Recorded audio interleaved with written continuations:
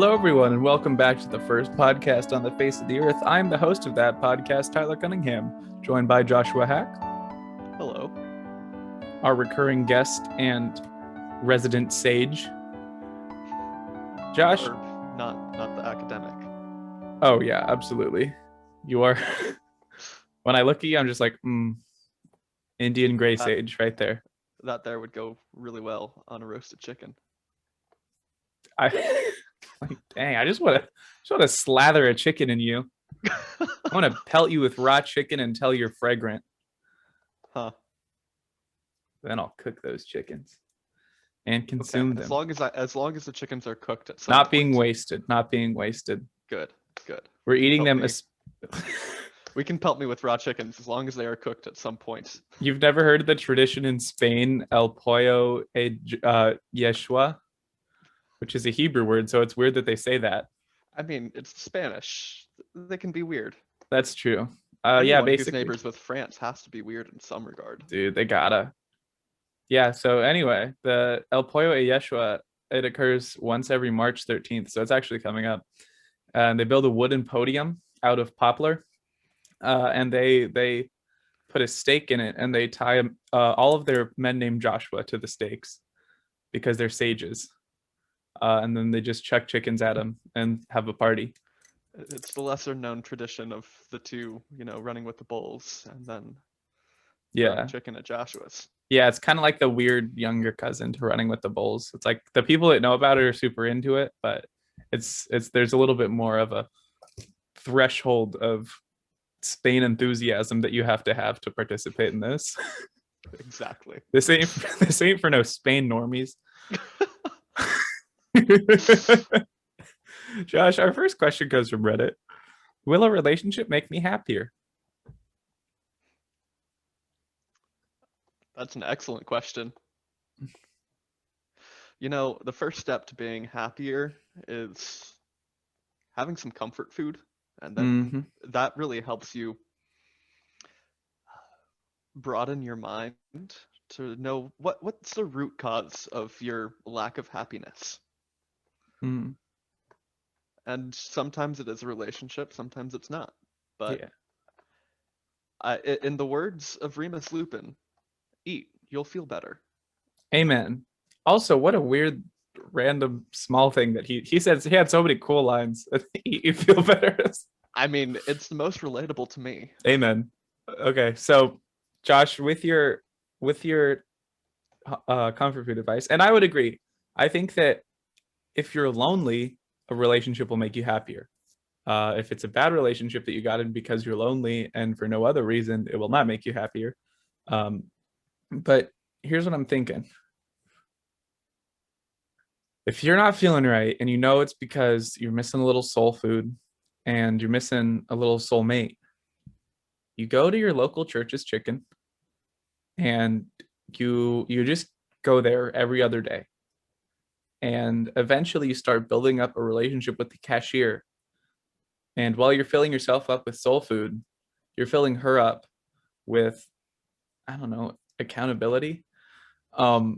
So then she'll date you. That could have gotten really weird. That could have gotten really weird. Definitely had the thought of choose your next words carefully, Tyler. I'll give you my secret blend of herbs and spices, as Afro Man says.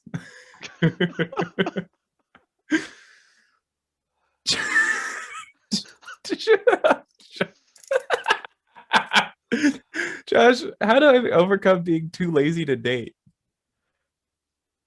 Just do it, Yeah. Just do it. If you really want to date and you find someone that you really want to date, you will end up like the laziness won't be there because you are so in love with that person that it'll overcome anything else.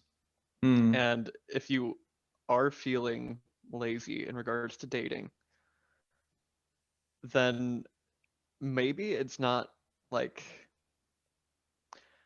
laziness, but it's just you haven't found anyone that really clicks with you.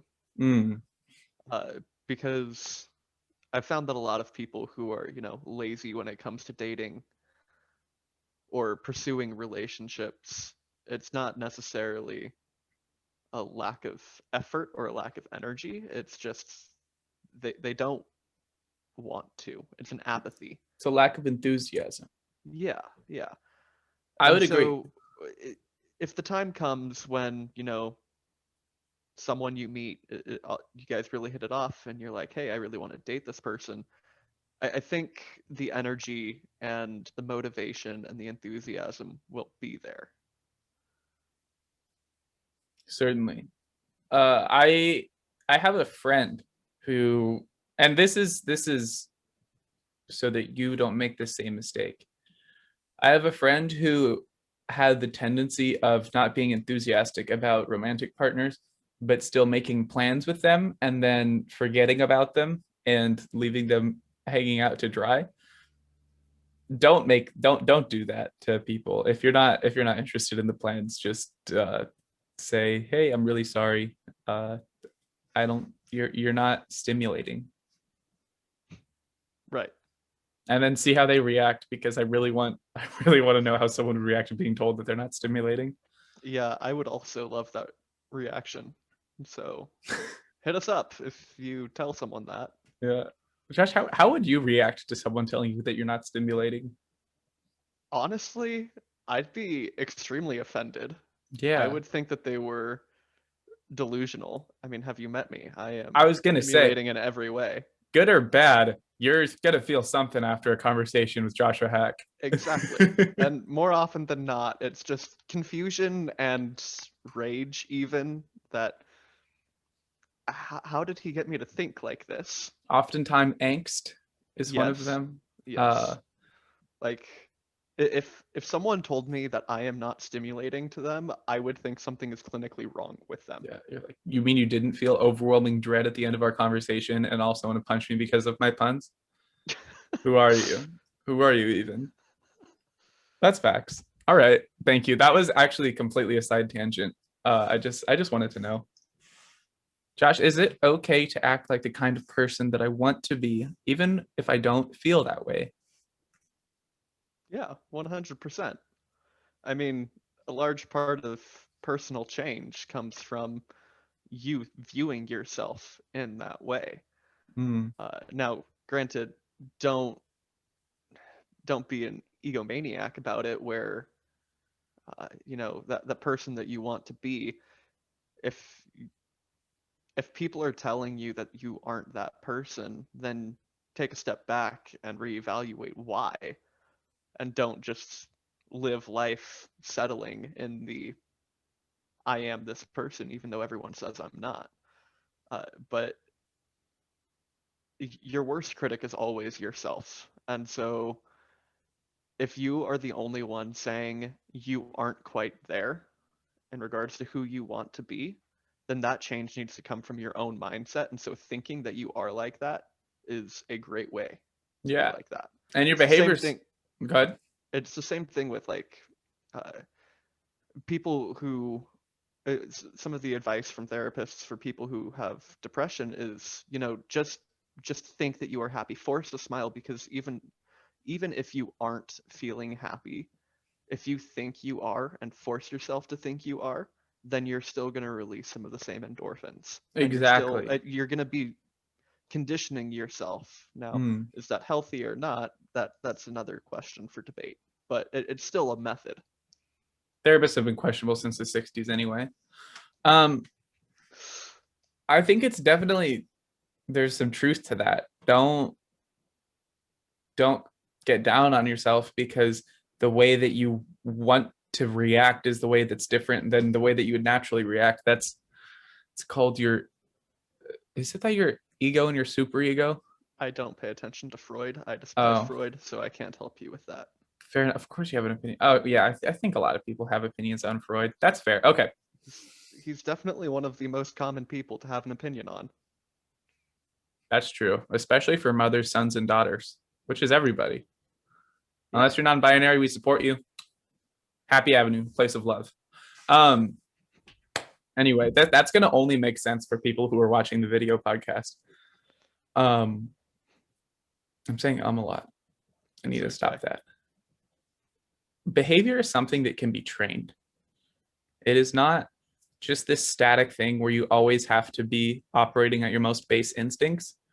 You have to, you're, what you're just doing is being proactive instead of reactive, which I use buzzwords there, but that's what you're doing. And I think it's cool that you're, um, and they gave an example later in the question, and they said that they had, instead of responded, so when plans were canceled and things were happening that were outside of their control, instead of being upset about it, they would take the time and, be encouraging and supportive. And I think that's a super cool thing. That Yeah. takes years for people to learn. It takes a lot of self-awareness, and very few people have self-awareness. Yeah. Congratulations, anonymous question asker. You're getting mature and you're ahead of 90% of people. Josh, what are the positive sides of dating? I mean, there's a lot. There's definitely a lot. I think one of the most important positives to me is it's when it's a healthy relationship, it doesn't matter what goes wrong in a day or in a week, you still feel secure around them. And it's just an added layer of security in general. Like they're someone that you can trust with anything about you. Any weakness, any fears, any concerns, you can tell them and they will support you. And this Mm. is, of course, assuming that it's a healthy relationship. I never thought that I would find anyone who could support me throughout my clownfish fetish, but here we are. Couldn't be happier. I'm shocked that you have found someone to support you through your clownfish fetish, but Yeah, she's weird, dude. It's awesome. congratulations. um, But so, yeah, that's one of my favorite things about dating is the security. mm, And there's going to be times where you might not feel as secure around them, but those times are very, very few, very far between, and very short. yeah. And also, if you're an especially good dater, Joshua, because you have this like overflowing amount of love that is just waiting to be poured into something. And if you're someone like that, is you have a bunch of affection and you don't know where to put it in your day-to-day life. Relationships are awesome as like a love dump. Ew, Right. that was a gross phrase, but But yes, it as checks terrible as out. that phrase is, Like, it's awesome for you because right, it's sweet. this right, for sure. so yeah, that's some positive sides. Negative sides, it's kind of stressful. Yeah, I mean, it's life. You have to be vulnerable with this person in Mm, order to get that security. yeah. Um, there's gonna be hard times. You guys are two people who are going to be very intimate with each other, and when shit hits the fan in life, that can bleed over into your relationship, and that can be very painful and very difficult. But ultimately, it comes down to, is the support and is the love and the relation, are the positives outweighing the negatives there? And are the negatives temporary or are they chronic? Mm, Because I found watching a lot of my friends date that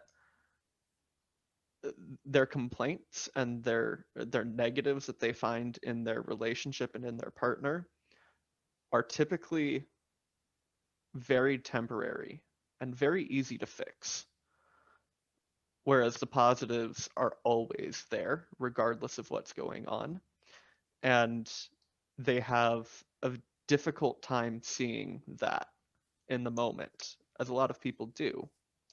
You know, living in the moment is very difficult. But most relationships that are healthy, the positives are going to outweigh the negatives, and the only thing that's left to decide is, are you willing to fight for it? Mm. Because ultimately that's what a relationship is it's a battle, it's a war against life, and the two of you are deciding, we are going to come together and fight this together, because we know that no matter what it costs, it is worth it in the end. Mm. Heck yeah. Unless she's asking you to do murder, then don't do it. But other than that, Right. There's limits inspiring. to this. Although if she is asking you to do murder, you could have this like Sweeney Todd relationship, which could be interesting. Yeah, don't check Or out Bonnie right and away. Clyde. I mean, there's benefits for sure to couple murders. Yeah, like if someone said like, "Hey, just so you know, I want to have an Old West style bank robbery," that'd be kind of hot. It would be. I'd be kind of down. I mean, maybe in another country, I but would definitely be stimulated. it would be stimulating. So, person who is bored, find yourself a woman who is down to rob a bank with you, or a Yes. man. I don't know what gender you are. The gender of your preferred choice. You're MPS, and go rob a bank. That'll get you going. Plan though. None of Yes, these don't just spontaneous bank robberies. yeah, please be professional about it. Yeah, idiot. It's like you never went to bank robbing classes. Speaking of classes, whoa, great segue. I didn't even mean to do that. How do I start a dating life in college? That's a great question that I don't know if I can answer. I have an answer based off of a small amount of colloquial experience. Are you ready for this? Yes. Just be smart at math and enroll in the classes where people are not so smart. Because I swear to the good Lord, in my first like 4 weeks of my math class in my first semester of college, I got 4 of the same message of girls who were flirting with me for test answers. It was awesome. The amount of female attention that you get in college for being slightly better at school than everybody else, and the allure of being able to take work off of people plates, that works for you. Now I wasn't taken by a lovely woman, so I was unable to reciprocate these advances, but I still have those 4 friends to this day. So What a wholesome story. yeah, it was awesome. I was like, hey, wait, when you're not being weird and kind of settling yourself for test answers, you're kind of cool. And they were like, thanks, dude. You're still smart. So give me those answers. And I was like, okay.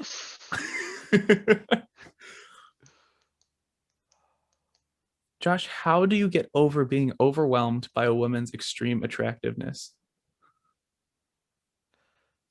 I go and read. Mm. Go and read, Lord of the Rings. Go and read scientific papers. Mm. Practice music. I think he meant in regards to courting, but that's a good point. Did you actually miss that mark there? I did, I have a thought that actually does go with your stuff. Read Percy Jackson, and she will immediately be less attractive because she will never be Annabeth Chase. This is 100% true. No matter what. The other thing is,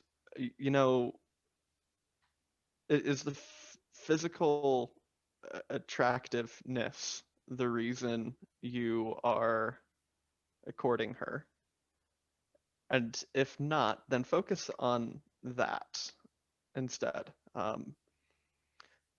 think a lot of people get caught up in the beauty of the person that they're pursuing, for better or for worse. And it's not necessarily a bad thing, but if it is, making you freeze up, then choose something else to focus on. Turn your attention away from that. which can be difficult when you're in person. But Mhm. the other thing that I can recommend is just being confident in who you are, because then, the feelings of this person is so out of my league because they look so much better than me won't be creeping in.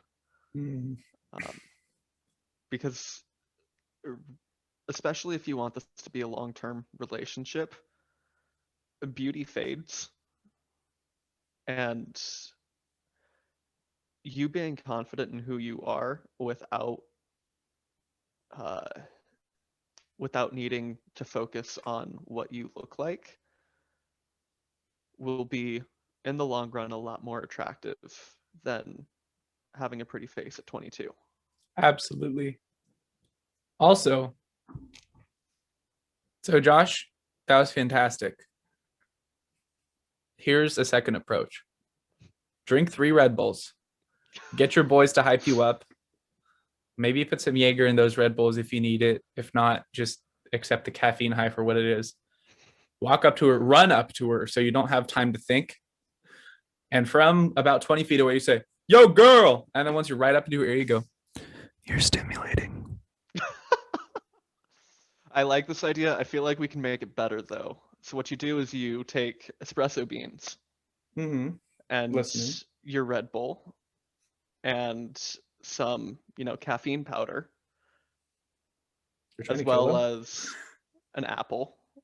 You put it all in a blender.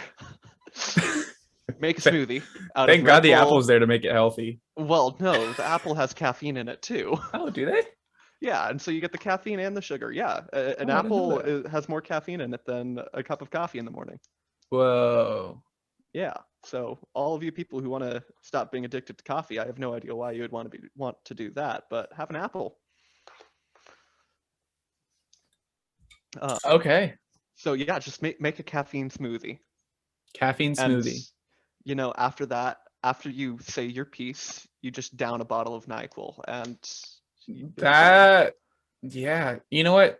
I say skip the middleman, drink 3, 4 locos before you get there. Perfect. Trade out the Red Bull for 4 locos. Perfect. And then, all right, awesome. We've come to a consensus. Have I told you my caffeine pill story? I feel like you have, but I can always hear it again. Okay, so when I was a sophomore in high school, I have a friend who is like terribly addicted to caffeine. We're talking Monster every morning, like stuff like that. And one day she didn't have a Monster, so I was like, "Hey, bleep, what's up? Where's your Monster at, girl?" And she was like, "Over those." And I was like, "Good, it's good that you're healthy." And she's like, "No, I got caffeine pills now." And I was like, Are they prescription?" She's like, "No, I found them at a gas station." And I was like, "Okay."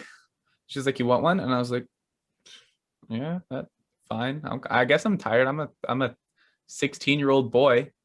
So I take this caffeine pill. I don't think it kicks in because I have ADD. So caffeine is hit or miss with me. And it's about 45 minutes into my first period, which is ASL. And I hear this hummingbird outside. I was like, where's this G dang hummingbird coming from? I think I would hear it or see it if it was like walking past the window. I heard it.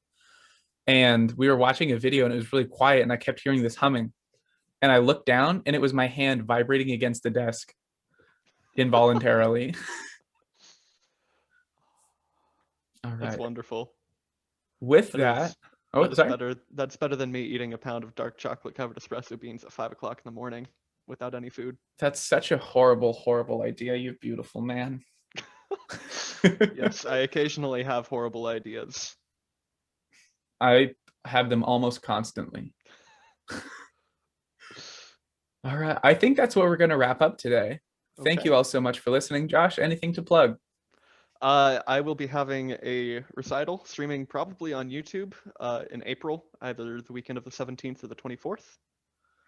So when that gets closer, I'll be sure to let you know to give a more appropriate shout out and provide a link. Yes, sir. But yeah, stop by to hear pieces, upright bass pieces by Bottesini, Bach, Andres Martin, and another contemporary composer named Xavier Foley. That is incredible. I only, I guess I started a YouTube channel, Ty Cunningham Official, and also sometimes I stream because I got a world record once and it was taken away from me the next day. So I'm trying to build back up to get it, baby. All right. If you're listening to this on Spotify, thank you very much, you person. And if you're my one German viewer, shout out to you specifically. Give her mother a massage. She loves you and she deserves it, and you need to be a better son or daughter. That is all. Goodbye.